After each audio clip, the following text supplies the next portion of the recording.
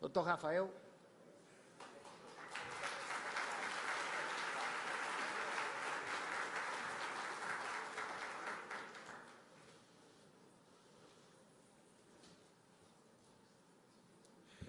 Bom dia. Honra enorme estar aqui. Obrigado pelo convite, deputado Eduardo. Só me permite colocar um cronômetro, senão vou me perder. Só um instante.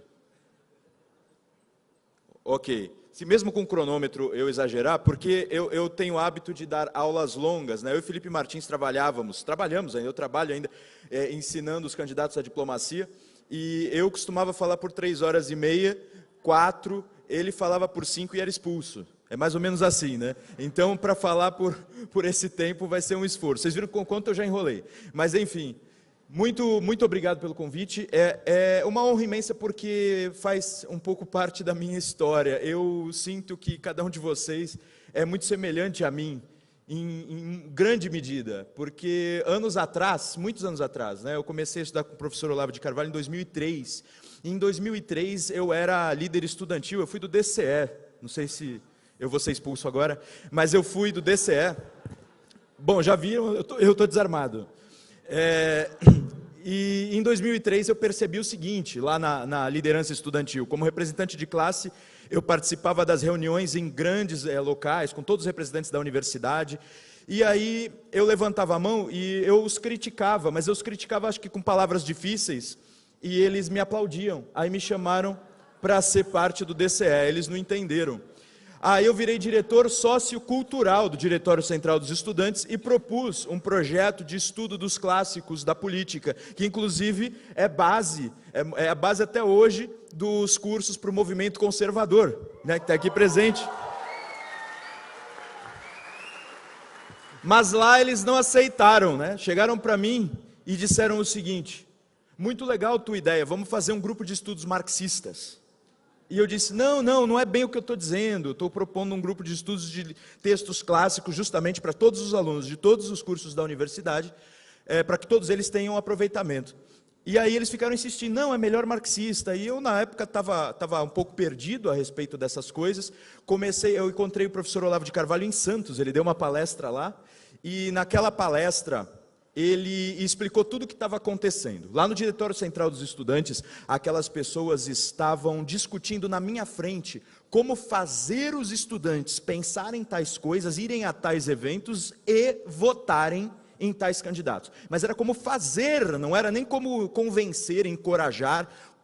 Essa era a discussão. Era como transformar todo mundo em fantoche. Tá? Então isso chamou muito a minha atenção. E eu passei então, depois de formado em filosofia, fui fazer direito, e quando eu fiz direito, eu abri o meu curso, o meu grupo de estudos, eu chamei Grupo de Estudos Justos Filosóficos, e abri o meu curso de leitura de clássicos. Na verdade era um grupo de amigos, e a parte da aula eu ensinava sobre os livros, como ler, e foi quase um ano assim. E nós só por estudarmos, construímos juntos, porque ali eu não tinha como eu dizer sou conservador ou qualquer coisa. Não sei se vocês lembram, 10, 15 anos atrás, se falasse isso, era um xingamento, você era capaz de ser trucidado, né? Enfim, eu fiz karatê, mas estou meio gordinho. Na verdade, não dá para ficar enfrentando aquela horda. Vocês já viram ontem nas universidades, o deputado passou aqui, uma horda enorme. Então, eu fiquei pensando o seguinte, culturalmente, a gente se fortalecendo culturalmente, a gente conseguiu resistir aos ataques constantes que eles faziam, justamente porque eles pareciam não... Eu sou meio alto, por isso que eu estou quase quebrando o negócio aqui. Mas, se eu ficar assim, acho que funciona. Do que eu estava falando? Da universidade. Então, estávamos... Lá na universidade, nós tínhamos essa dificuldade, mas culturalmente, crescendo culturalmente, a gente ganhou uma força, inclusive as outras pessoas nos olhavam com muito respeito, inclusive os esquerdistas nos olhavam com muito respeito. Passaram a me convidar para o partido tal, para o partido qual, para partido acadêmico, para partido fora, e eu negava tudo, eu falava, eu só quero estudar e me formar, e queriam que eu participasse de tudo aquilo. Mas essa agora eu já começo a entrar no assunto do conservadorismo, né? Porque eu vou falar de conservadorismo e fazer uma breve narrativa da história do Brasil, para também tratar do conservadorismo na história. Eu percebi que os conservadores tendem a preferir a vida privada a preferir os estudos, a preferir fazer aquelas coisas que dizem respeito às suas predileções, à sua vocação. Enfim, muitos aqui prefeririam estar com suas famílias, não é verdade? Eu vejo o Flávio Morgenstern toda hora, tem que largar minha filhinha para viajar, o meu amigo Herbert, que veio aí, que ele faz parte do instituto, do qual eu sou presidente também, todos assim preocupados e querendo estar junto da família, mas os conservadores agora, e eu vou contar isso na narrativa, têm a necessidade de ir à vida pública. Isso é uma obrigação.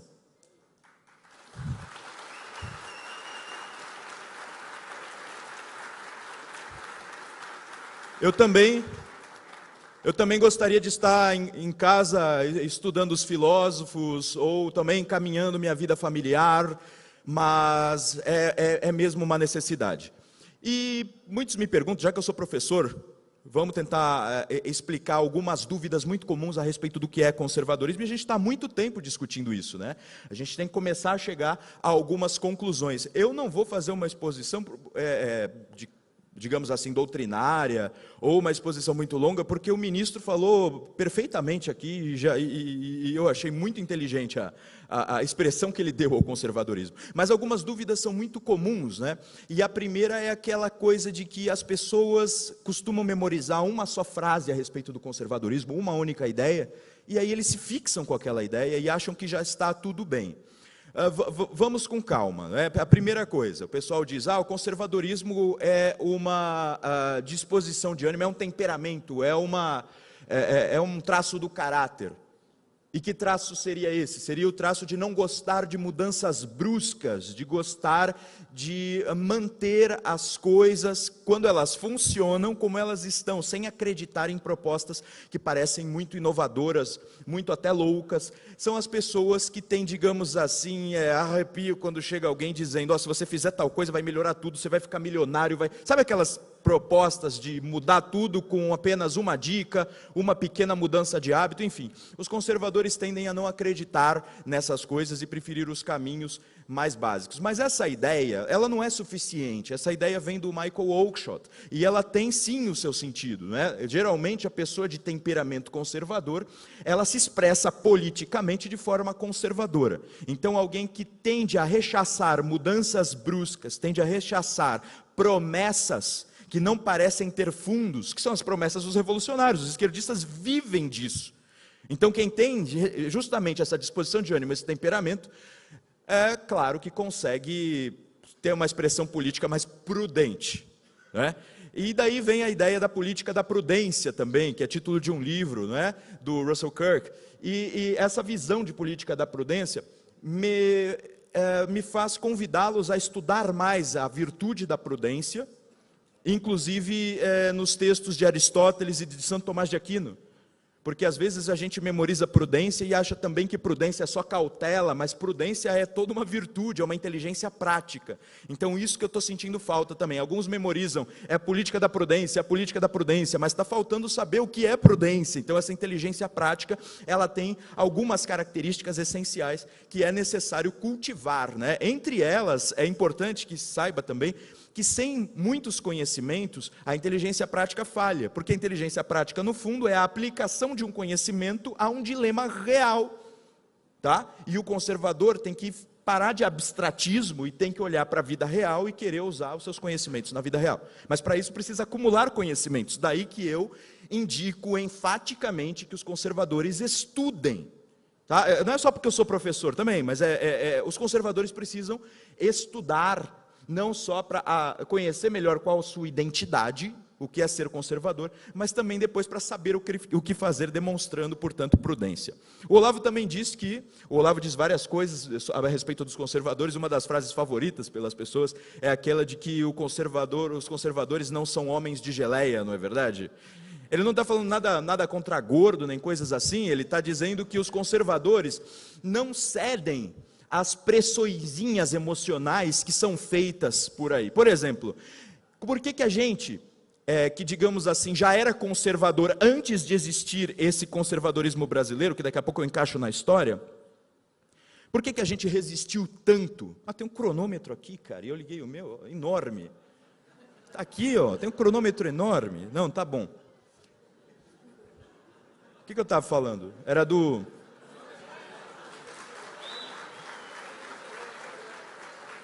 Isso. Por que que nós, antes do conservadorismo, nós conseguíamos evitar essas pressões emocionais, pressões de grupo, pressões de violência? Porque justamente não éramos homens de geleia. Vejam só, uma experiência minha mesmo. E lá em 2003, quando eu vi a palestra do professor Olavo de Carvalho, eu cursava filosofia. Eu me formei com 20 anos em filosofia, porque dizem assim, Olavo não tem diploma, eu tenho 2 diplomas de filosofia, e para mim ele foi o meu melhor professor. Tá?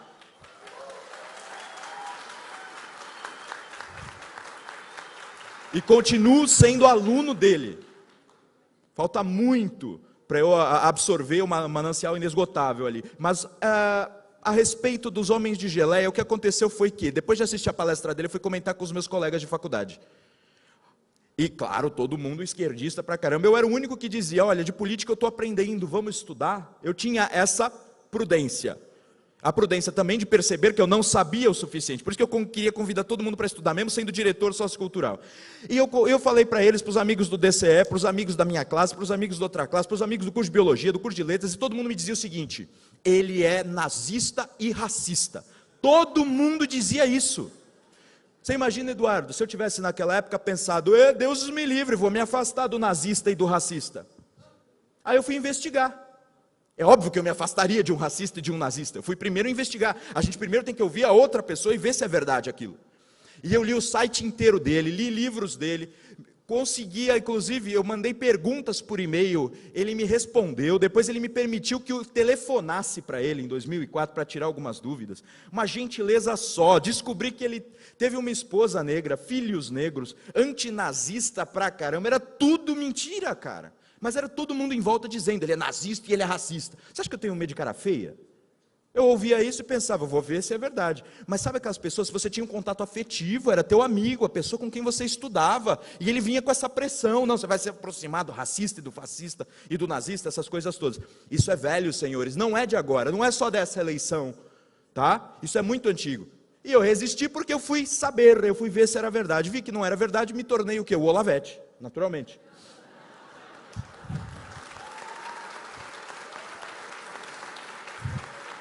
Eu sou da época, e esse é outro motivo pelo qual eu digo que nós temos, eu tenho muito em comum com o conservador popular, aquele que é também por disposição, mas tem a vida difícil, os esquerdistas acham, pobre de direita, não sei o que. Eu trabalhava das 7 da manhã, saía quase 5 e pouco da manhã, só terminava de trabalhar às 22, chegava, às vezes queria almoçar lá onde tinha almoço por R$5, e era Olavete. E no Orkut eu fazia parte da comunidade Olavetes de Chevette, que eram os pobres, que queriam compartilhar livro. Tá, então é uma fase muito interessante. E, enfim, eu acho que está na hora de eu mudar de assunto. Mas sobre conservadorismo tem muitas outras perguntas comuns, né? E essa do Homens de Geleia é importante, nós temos que continuar resistindo a essas pressões emocionais. Eu não estou dizendo, porque ele está me pressionando, ele está errado. Às vezes é um modo de dizer enfático. É preciso averiguar a informação com tempo, com calma. Não importa se a imprensa pressiona, é assim que o governo está agindo, porque não importa se a imprensa funciona, importa se ela está certa ou errada, importa se a gente está certo ou errado. E precisa resistir sempre quando nós estivermos certos. Não é? Resistir. E aí, senhores, na história do Brasil, nós temos já um conservadorismo. Essa é a ideia, né? Já existe um conservadorismo brasileiro. Mas qual que é o problema? O problema é de absorção desse conservadorismo brasileiro. Porque, em geral, a história do Brasil que se conhece, que se aprendeu na escola, é muito rudimentar. E, por outro lado, a gente sabe que partido conservador houve no Império, sobretudo no Segundo Reinado. Tá? No primeiro reinado e no período regencial não tínhamos essa ideia. Então, tinha um partido conservador no segundo reinado, o período mais estável da nossa história, e esse partido conservador, ele foi esquecido e enterrado, porque a República veio, fez o golpe, e a República esqueceu, ela fez com que nós esquecêssemos de todo o legado do século XIX. Fez com que esquecêssemos o que foi a monarquia e o que foram os grandes homens do século XIX. E esse esquecimento... Obrigado. Esse esquecimento é o que eu chamo de amnésia histórica. A esquerda fez isso a respeito dos nossos heróis, mas não só a esquerda. Aquela república recentemente fundada, em 1889, também fez um processo de amnésia, ela conduziu os brasileiros para um processo de amnésia histórica. Os conservadores, naquela época, eles tinham sim um pouco de elitista ou qualquer coisa assim, mas muitos populares eram conservadores. A pauta deles ainda pode nos ensinar, não tem como eu dizer em detalhes aqui, mas basicamente eles defendiam a monarquia, eles defendiam o poder moderador, eles defendiam o Senado vitalício. Eu não estou dizendo para o Senado hoje ser vitalício. E eles, pelo amor de Deus, e eles defendiam também o Conselho de Estado vitalício. Eles defendiam mais um monte de coisa, mas essa era a base. Se a gente não ler todas aquelas discussões, a gente vai perder um debate sobre governo e Estado. Nós passamos por governos, não é? Governos do PT, que não correspondem ao Estado. O Estado é aquela estrutura política, aquela organização político-jurídica que deriva da Constituição, no caso agora da Constituição de 1988. O Estado, ele deveria preceder e suceder os governos. Nós não temos instituições de Estado senão o Exército. Tá, alguns dizem que o Itamaraty, mas o Itamaraty sofreu tanto com governos, não é, ministro? E, em alguma medida, o Itamaraty se desajustou. Então, sem instituições de Estado, como é que nós vamos ter um cérebro na política? Não precisamos imitar tudo da nossa experiência passada, mas precisamos aprender com aquelas discussões. E falta isso para os brasileiros. Não adianta só lermos o Oakeshott, o Scruton, que eu gosto muito deles, eu leio muito. Não adianta só lermos o Kirk, não adianta só lermos todos aqueles conservadores, se nós nos resgatarmos a nossa experiência do século XIX e os nossos grandes heróis. Esse trabalho que eu tenho feito, sobretudo, com o Brasil Paralelo e com as minhas aulas. Obrigado. E o mais importante para compreender o momento atual é que nós tivemos a quebra desse elo no início do século XX, no início da República, a quebra do elo com toda a experiência política do século XIX. Como é que alguém se torna maduro, se implantam uma espécie de chip que faz com que a pessoa esqueça anos e anos da vida dela? O Brasil esqueceu da experiência política do século XIX, que foi uma experiência em grande medida exitosa. É óbvio que a escravidão era uma porcaria. O José Bonifácio, desde os primeiros dias, defendeu, quando ele inventou o Brasil, porque foi ele que o fez, ele defendeu que a escravidão deveria gradualmente ser extinta. E gradualmente ele falava em 5 anos, ele não falava em décadas. Tá? Infelizmente não foi possível. Mas foi pelas mãos da princesa Isabel que a escravidão acabou. Tá? Sobretudo, óbvio, obrigado, gente. Óbvio que houve lutas por parte dos libertos, houve lutas por parte daqueles que eram rábulas, advogados, houve lutas jurídicas, mas foi a princesa Isabel que tomou a atitude final e decisiva. Então, o que nós temos que reconhecer aqui? Falta-nos também, para sermos genuinamente conservadores, uma visão brasileira. E, para terminar, que eu estou olhando aqui o tempo e ele está a me pressionar, para compreender o momento atual, além dessas amnésias históricas, dessa amnésia histórica, temos que compreender a amnésia histórica causada justamente pela esquerda que veio depois, né? Nós tivemos então essa primeira fase da República, chamada justamente de Primeira República, foi uma fase sem expressão de conservadores na política. Os conservadores parece que voltaram para suas casas, e aquela política, dizendo-se federalista, eu também gosto muito do federalismo, e lá com o movimento Avança Brasil, de que faço parte como vice-presidente de formação política, nós temos uma visão federalista, mas o federalismo hoje é importante porque é um desequilíbrio. Eu sou a favor do equilíbrio. É preciso um centro forte. E é preciso também que as regiões sejam fortes. Não adianta enfraquecer o centro, porque isso dá errado. A nossa experiência política mostra, estudem o período regencial. Tá? Então é preciso equilíbrio. Essas discussões são antigas, né? Século XIX, tá vendo? A gente precisa resgatar.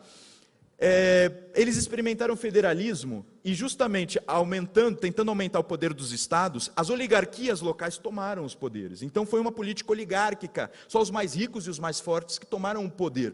O conservador popular se escondeu naquele momento, não é verdade? E quando a gente vai chegando para a era Vargas, aí nós tivemos 1 ano só de eleições e de debate público, que foi o ano de 1934, porque em 1900 que ele fez a Constituição, em 1935 ele já impôs uma ditadura.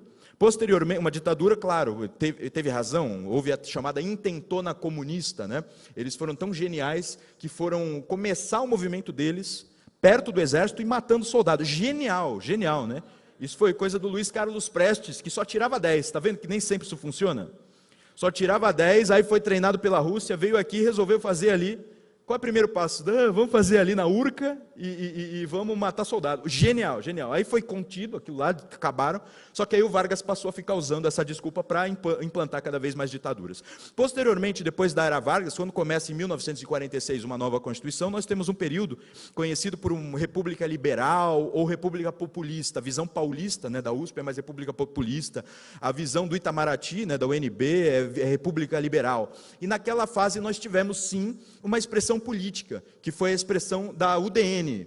E a UDN, tendo naquele momento concentrado aí as forças, os movimentos de direita, ela teve um papel extremamente importante, mas ainda assim todas aquelas dificuldades não foram superadas. Quando tiveram um candidato presidenciável, que foi justamente o Jânio Quadros, ele se mostrou um traidor, e até meio doido, né? Eu falei lá no vídeo do Brasil Paralelo, que eu acho ele um pouco doidão. Mas não funcionou.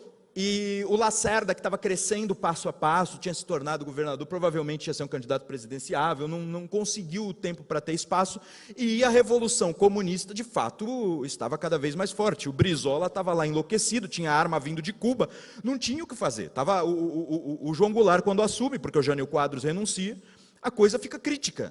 O povo vai às ruas. Era necessário uma medida de força contra força. Aí o pessoal diz, mas foi um golpe, porque o João Goulart ainda estava no Brasil, e a regra era que ele só poderia ser considerado vago o cargo de presidente da República se ele tivesse saído. Cara, ele foi para o Rio Grande do Sul se unir com o Brizola, com uma espécie de milícia armada com arma de Cuba, velho. Como é que tu vai dizer que isso aí era desnecessário? Era necessário fazer alguma coisa, é óbvio. E aí foi feito com a anuência do parlamento, da população, ninguém reclamou, foi feito, e é implantado o regime civil-militar. Eduardo, geralmente os jornalistas quando me ligam, eu não sei se é por má fé, por ignorância, eles me ligam e falam, você é revisionista, ou aparece no jornal revisionista. Esses dias disse que não foi ele, que foi uma revisão. Mas geralmente aparece revisionista. E eu fico pensando, cara, esse negócio de que não foi uma ditadura militar, foi um regime civil-militar, eu li num dos livros mais recentes sobre o período, escrito pelo Daniel Arão, que era um stalinista.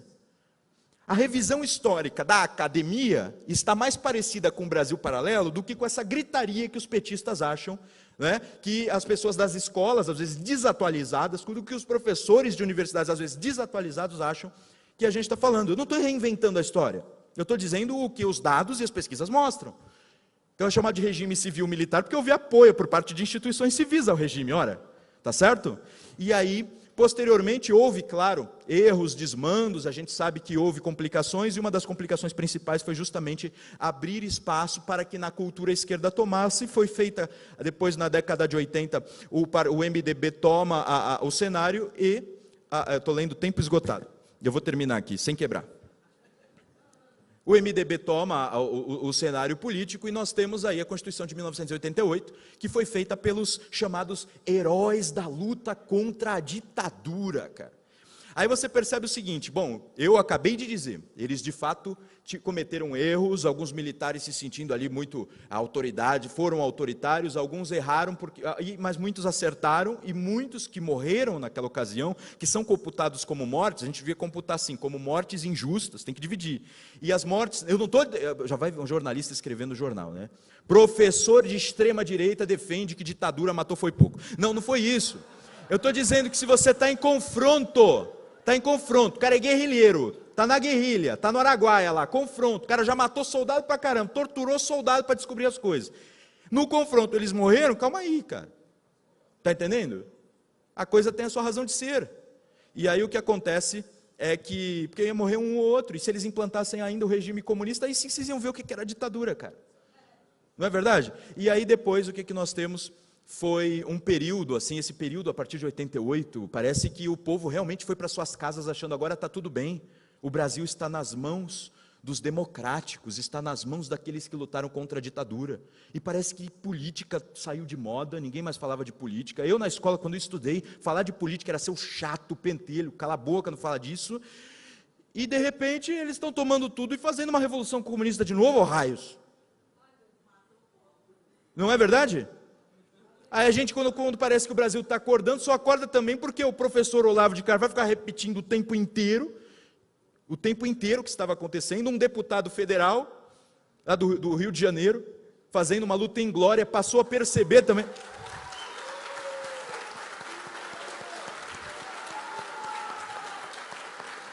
Passou a perceber que a sua formação de exército tinha também que se conjugar a visões liberais, conservadoras, e com coragem e se expondo na batalha, e sabemos o quanto, ele consegue aí encaminhar uma luta e fazer com que os conservadores saíssem de novo da toca. Lembra que eu falei, o conservador prefere no fundo a vida privada, não é verdade? Mas está na hora, e o presidente Jair Bolsonaro representa isso. Só que agora que o professor Olavo conseguiu acordar as mentes, que o Jair Bolsonaro teve a coragem de estar à frente desse movimento, nós não podemos deixar a onda passar, né? Cada conservador tem que ser uma espécie aí de sentinela da civilização, defender aí os valores brasileiros, os valores cristãos, tem que sair da toca mesmo.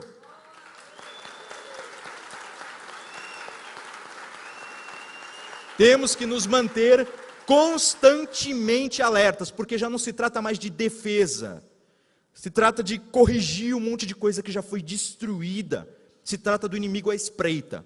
Então, todos precisam se reunir. Eu já disse como, até se reunir para estudar já faz uma diferença enorme, porque você vai ficar muito mais forte emocionalmente e intelectualmente.